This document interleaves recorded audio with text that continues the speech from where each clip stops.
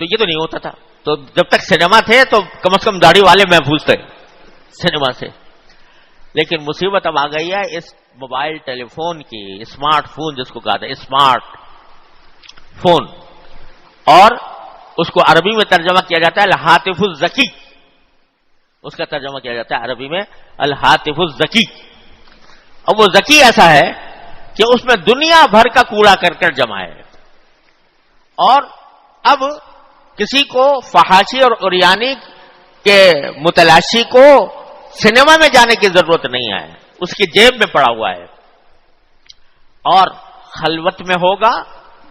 اگر سنیما جاتا داڑھی کے ساتھ نہیں جا سکتا تھا, لیکن اگر یہ ٹیلی فون موجود ہے اور اس میں دنیا بھر کی خرافات اس کے اندر موجود ہے,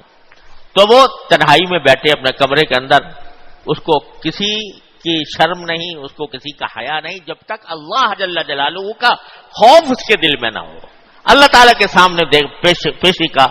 احساس اس کے دل میں نہ ہو, اس وقت تک یہ مبتلا ہو جاتا ہے اس میں.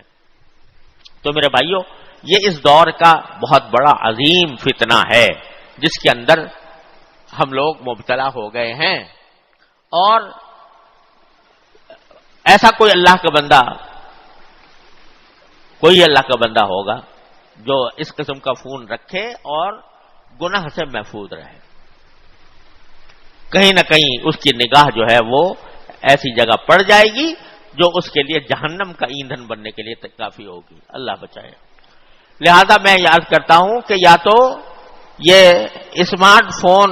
رکھو ہی نہیں, معمولی قسم کا فون رکھو جس میں صرف بات چیت کی جا سکے, یا صرف اس کے لیے جائز ہے کہ جس کو یہ یقین ہو کہ میں اس کو غلط استعمال کرنے سے محفوظ رہوں گا